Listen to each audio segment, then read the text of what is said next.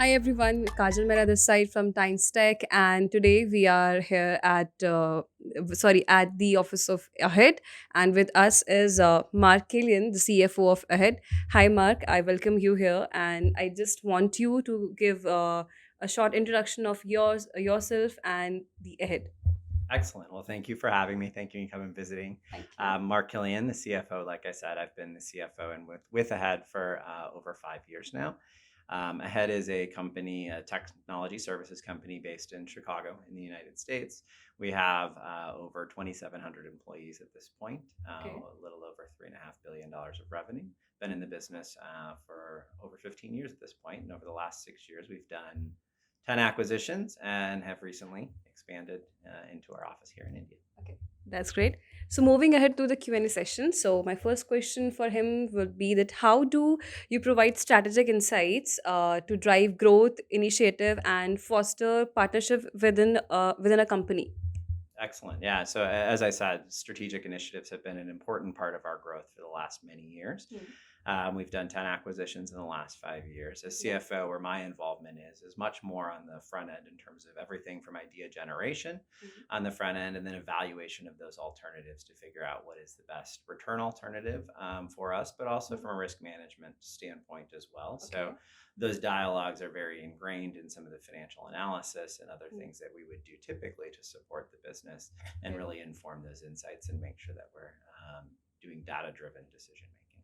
That's great. Yeah. So what are the strategies what are the strategies that you use to employ for mitigation financial risk and to relate to currency fluctuation and market volatility? Big element of the CFO's Hmm. job has evolved into risk management. It's really how I define much of my job in evaluating some of the alternatives. So specifically, as I look at some of the things you mentioned, so currency is Yeah. definitely one.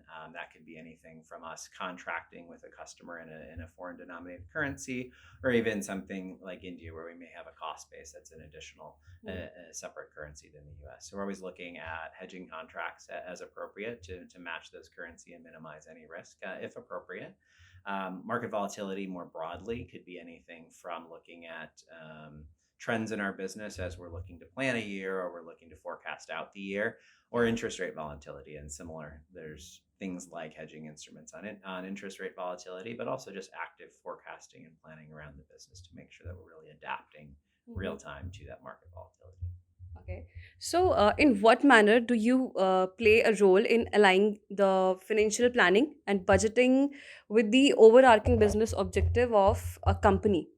Yeah, absolutely. So I have a team on my team that's FP&A, we call it, but financial planning and analysis. It's a Mhm. really important team that really links those strategic initiatives back to the financial Okay. analysis. So when we go into any given year, we're very much looking at what we would say is more of a top down, bottoms up Hmm. budgeting approach or forecasting approach. And what that means is we're looking at market trends, we're looking at things in the industry that allow us to set top line growth targets. Hmm. And then we're working with our business partners and my team who partners with the various areas of the business to build those bottoms up objectives and to really link back to that strategy. We would design comp plans, we would design KPIs and metrics to really report back out into the industry and ensure that everybody's aligned back to those goals. And then we're adjusting that as forecasts change or market conditions might change as well. Great. So, how do you actively engage with investors to instill confidence and cultivate positive relationships? Yeah, so we're a private equity owned company. So as I think of our investors, we have a number of different investors. We have our financial investors, we Mhm. have our lenders and our debt holders. We also have employees that are investors in a variety of ways, either through holding equity in the company or just being employees. So for us, an important part of that is just really open and active communication. There's certain things that we can talk about for most part, but we like to be very transparent with them. So we like to hold quarterly calls both with our external investors as well as with our employee base to talk about what's going on in the business from a trend standpoint.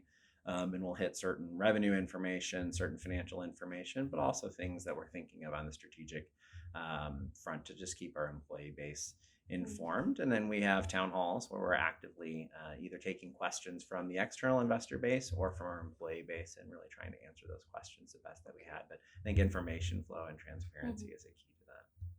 Okay.